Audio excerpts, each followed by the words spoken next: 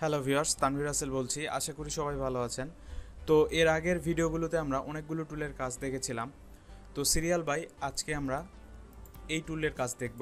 এই যে এখান থেকে ব্লার টুল এবং ব্লার টুলের নিচে আছে শার্পেন টুল এবং স্মার্ট জি টুল।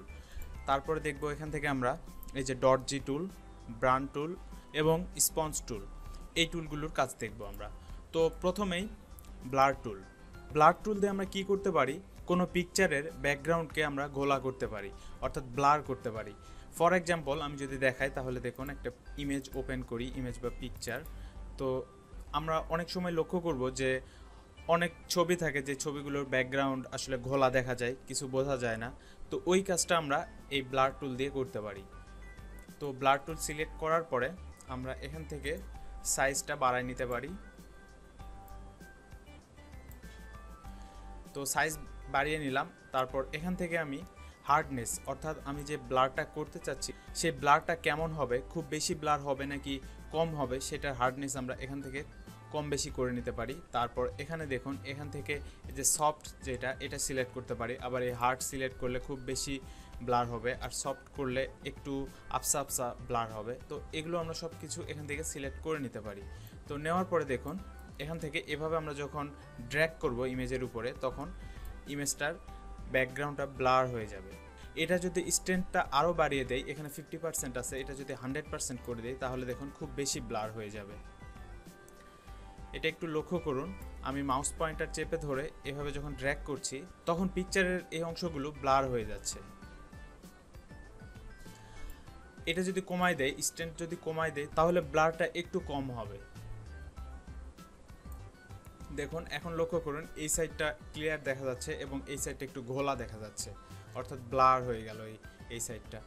তো এইভাবে আমরা এই ব্লার টুল দিয়ে যে কোনো ইমেজের ব্যাকগ্রাউন্ড আমরা ব্লার করে দিতে পারি। তো তারপরে এখানে আছে শার্পেন টুল। শার্পেন টুলের কাজ হচ্ছে, এইটার কাজটা আমি একটা এক্সাম্পল দিই।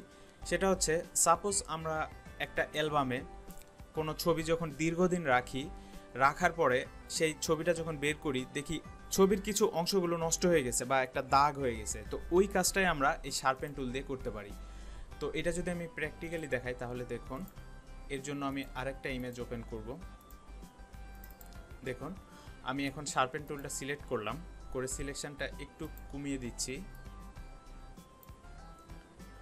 তারপরে দেখুন, ড্র্যাগ করলে দেখুন ছবিটা নষ্ট হয়ে যাচ্ছে। মনে হচ্ছে যে কোনো একটা পিকচার দীর্ঘদিন কোথাও ফেলে রাখার ফলে এই অংশ থেকে পিকচারের যে কালারটা উঠে গেছে, হাতের টাচ পেয়ে বা কোনো কিছুর সঙ্গে লেগে এই অংশের কালারটা উঠে গেছে, এটা বোঝা যাচ্ছে। তো শার্পেন টুল দিয়ে আমরা এই কাজগুলো করতে পারি। তো তারপরে দেখুন স্মার্ট জি টুল। স্মার্ট জি টুলের কাজ হচ্ছে, যে কোনো ইমেজকে আমরা একটু টেনে টুনে ব্যঙ্গাকৃতি করতে পারি। সেটা কেমন দেখুন, আমি স্মার্ট জি টুলটা সিলেক্ট করলাম, সিলেক্ট করার পর সিলেকশনটা একটু বাড়িয়ে দিলাম। তারপরে এখান থেকে এই ইমেজটা দেখুন, এভাবে টেনে আমি ইমেজটা একটু ব্যঙ্গাকৃতি করতে পারছি। এক কথায় বলতে গেলে এই টুল দিয়ে আমরা যে কোনো ইমেজকে নির্দিষ্ট স্থান থেকে টেনে একটু বাইরে নিয়ে যেতে পারি। তো এটার আমি স্ট্রেন্থটা একটু কমায় দিচ্ছি। কমায় দেওয়ার পরে দেখুন, এভাবে আমরা ইমেজটাকে একটু বড় করে দিচ্ছি। ইমেজের যেই অরিজিনাল সাইজ সেটাকে আমরা এভাবে বাড়িয়ে একটু বেশি করে দিচ্ছি। স্মার্ট জি টুল দিয়ে আমরা এই কাজগুলো করতে পারবো।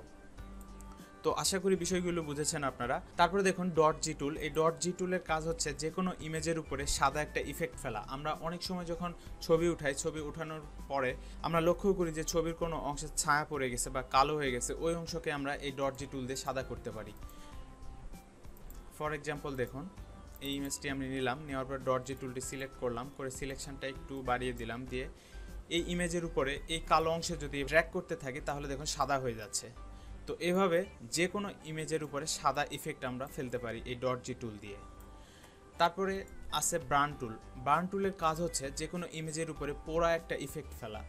দেখুন, ব্রান টুল সিলেক্ট করার পরে এভাবে যখন ড্র্যাগ করতে থাকবো, মনে হবে যে ইমেজের এই অংশটুকু পুড়ে গিয়েছে।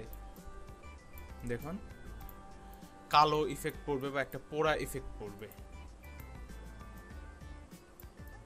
এভাবে আমরা এই ব্রান টুল দিয়ে যে কোনো ইমেজের উপরে পোড়া একটা ইফেক্ট ফেলতে পারি। তারপরে এখানে আছে স্পঞ্জ টুল। স্পঞ্জ টুলের কাজ হচ্ছে, যে কোনো ইমেজের উপরে সাদা কালো ইফেক্ট ফেলা। এই টুলটা সিলেক্ট করে এভাবে ড্র্যাগ করতে থাকি, তাহলে দেখুন এই রঙিন পিকচারটা সাদা কালো হয়ে যাবে। দেখুন, একটু ড্র্যাগ করলে কিছুক্ষণের মধ্যে এটা সাদা কালো হয়ে যাবে। এভাবে আমরা যে কোনো ইমেজকে এই স্পঞ্জ টুলের মাধ্যমে সাদা কালো করতে পারি। তো এই টিউটোরিয়ালটি এ পর্যন্তই রাখছি। আশা করি এই টুলগুলোর কাজ আপনারা বুঝেছেন।